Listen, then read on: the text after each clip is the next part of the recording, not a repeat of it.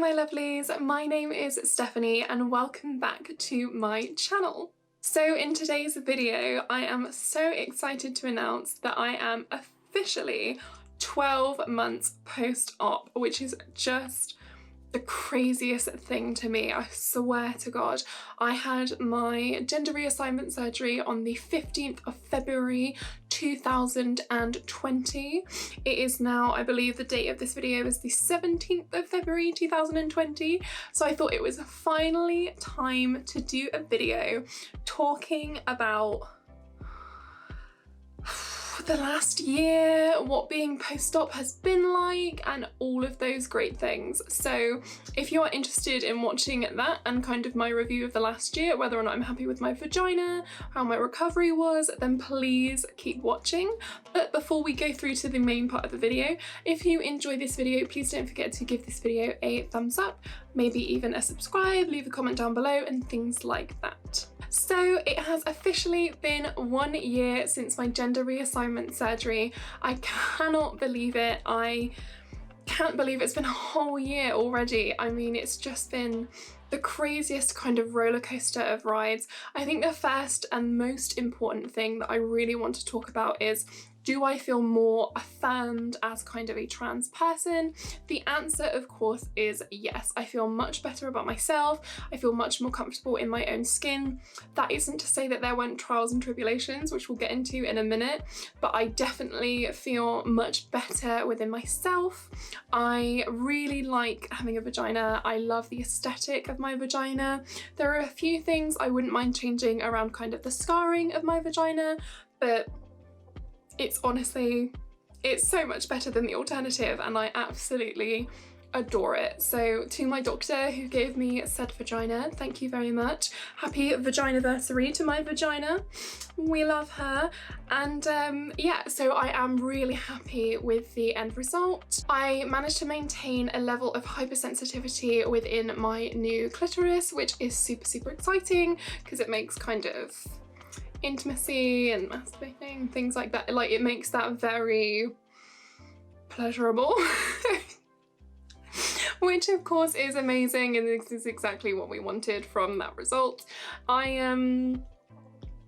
Yeah, I couldn't be more happy with it. I obviously went through a lot of changes last year kind of with my body and my weight, which I don't really want to get into because it's not really what this video is about. So it did take me a while to become quite comfortable with it, and it took me a while to kind of become accustomed to it, I'm not gonna lie. But we'll go into that in just a minute. But yes, I am very happy with it. I do not regret my sex change surgery at all. I love my new vagina, I love my new clitoris, all of those things. My labia are great, we love it. We love it. Also, in case you haven't already noticed, this video is going to be very TMI, so please click away if that offends you in any way, shape or form. Okay, so next up I wanted to talk recovery. My recovery in hospital was great. There were very few problems. I was successfully dilating and things like that. My recovery out of surgery was an absolute fucking nightmare, and I cannot stress to you enough how awful it was. For those of you who have seen me kind of talk about this before, I developed some really severe complications such as wound adhesion, and I also experienced some very severe hypergranulation, which made dilating really, really difficult. So basically, within the first month, my vagina was falling apart, the seams were breaking apart, I was having to jab it every day with a plastic stick 3 times a day for about 50 minutes. Yeah. Oh, and then the world got plummeted into COVID, so my recovery was during a national lockdown of unprecedented times whilst I didn't have a job. Yeah. So recovery was definitely exacerbated by a lot of things that were happening outside of my kind of peripherals and control, for sure. So my recovery was really, really difficult, I'm not gonna lie. It was the hardest thing I've ever done in my life. I got really depressed. I struggled a lot with post-operative depression and suicidal thoughts and things like that. And it wasn't because I didn't enjoy my new kind of body and all of those things and all of those great things, but it was because it's just really common to develop post-operative depression, and I had kind of built it up so much in my head. So something that I just want to note as well is, like, Gender reassignment surgery doesn't fix everything, it just makes you much more comfortable within your own body, which I think is a really important thing to note kind of going forward, so that no one kind of goes into it with the expectation that it's gonna like fix everything, because it doesn't. That's not what it's there for. It just affirms you and makes you much more comfortable within your own body. Moving on to sex. Okay, so it's time to be vulnerable but brave. I actually haven't had sexual intercourse yet with my vagina. I have been the receiver of oral sex since having my new vagina, which was lovely. Let me tell you, it was very, very nice. Thank you to that individual. But no, I haven't had sex yet with my vagina because I'm not happy with the depth of my vagina. I lost a lot of depth because of my issues and complications that I was going through. So for myself, I've been kind of putting it off until I'm like fully healed, because when you're at the kind of year mark, you are fully healed and it's the first time you kind of see your vagina in full for everything it is in all of its glory.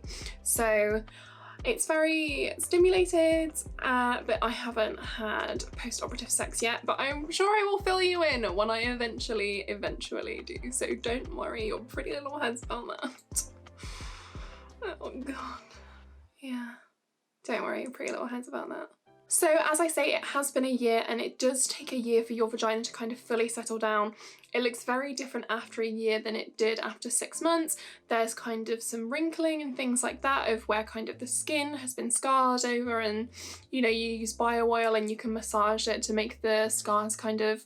But the great thing about getting a vagina is the fact that vaginas naturally come in all shapes and sizes, so it really kind of speaks for you in terms of the comfort level of that, because you know that there's women out there who are self-conscious about their vagina, and it kind of is a really kind of accidentally kind of affirming thing, because you know that there's so much variety naturally in vaginas anyway, so you don't really worry about whether your labia are too big or whether your clitoris is too small and things like that, like, because there is every shape and size vagina out there. So it really is great. I'm very happy with mine. It's very tiny, it's all neat, which I love.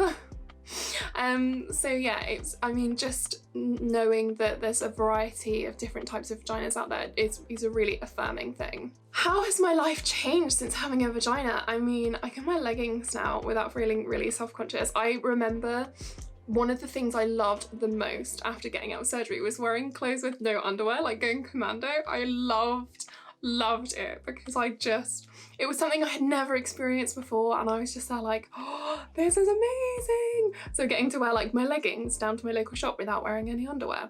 Wearing thongs, oh my god, thongs are so comfortable. We love them. Thank you, thongs, or the inventor of thongs, or whatever. And I haven't really experienced kind of like swimming and stuff like that yet, so that's definitely different. Peeing, very different ball game. Cisgendered ladies, if you're watching, I commend you, because the lack of aim is real. It's just real. It's so uncontrolled. It's kind of crazy. I think that something that took me a really long time to get used to was having vaginal discharge, which is something that's super, super common post-op, but I didn't expect it to kind of go on for so long. Getting to know sanitary pads and things like that. Make sure you stock up before you have your surgery. That's just something I wish I knew before I had my surgery. So the next thing to touch on is kind of dilating. I really struggled with dilating because I suffered a lot from hypergranulation, which meant that the actual opening of my vagina was being blocked by kind of flesh, and it just wasn't great. It wasn't a great situation.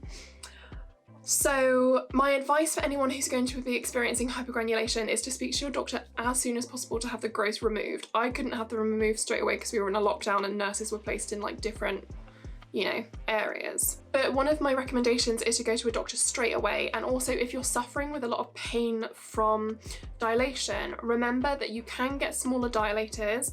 It is completely okay to ask for them. And also, I cannot recommend this enough.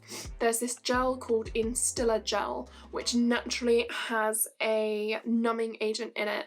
I cannot recommend it enough in terms of dilating when you're experiencing severe pain, because just tearing up now, kind of think about it. I was in so much pain when I was dilating to begin with, and I really wish I knew that I could have a numbing cream. So I would highly highly recommend being prescribed or purchasing some Instilla gel for dilating, but I'm going to do a video on kind of dilating separately. Moving on, I'm very happy with the depth of my vagina. It's not as deep as it was. It was originally kind of like 6 inches deep, and now it is around about kind of like 4 to 5 inches deep. So I have lost kind of around 2 inches without stretching, which can be really upsetting for some people, but for myself, because of all of the complications I went through, even being able to maintain dilating a small amount, I'm still really pleased with the fact that there is an opening to my vagina. I do have a near-vagina cavity. It can be used for insertion if I want it to, and things like that. So I'm not at all disappointed in the depth. I was really disappointed in the depth for a little while, but it just had to be explained to me by my doctor that there were so many external things outside of my control that I couldn't control the depth because I had lost it through hypergranulation and wound adhesion and not being able to dilate because of those things. So they were kind of my biggest fears, were losing depth, and I was really anxious about losing depth. I would recommend making sure that you know that you can completely call your gender nurse kind of anytime. They give you a 24/7 phone number, which is great, so you can call at any hours of the day so you can get some support. Also something, I mean, it didn't really affect me because I had just been made redundant before I had my surgery and I was kind of living off my life savings, but you have to take an extensive amount of time off of work, and that's without even taking into consideration any complications like I had.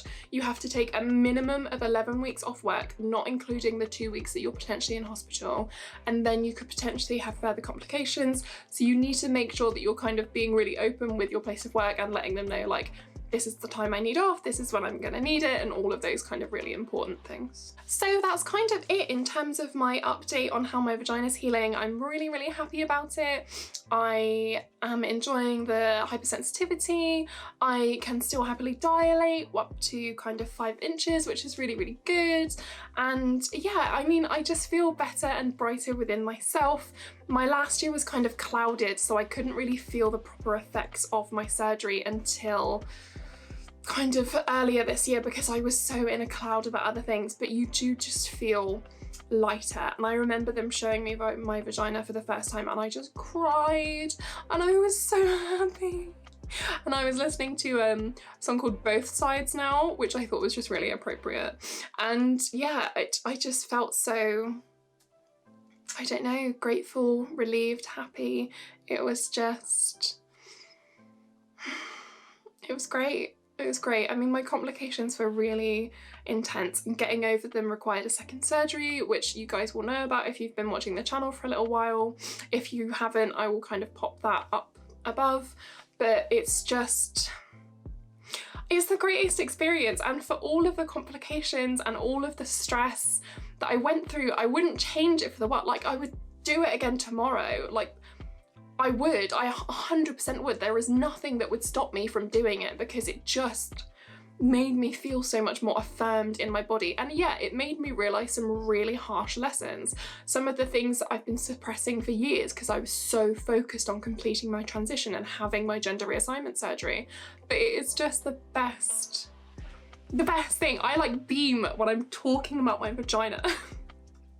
I absolutely love it, and I love having one, and I just feel so much better within myself. This isn't a video to discredit people who are non-op or pre-op or anything like that. I just am talking from my own experiences, and it makes me feel so much better having a vagina and kind of living my life with my vagina. So yeah, I feel like I've said vagina so many times in this video, but yeah, happy vaginiversary to Steph's vagina.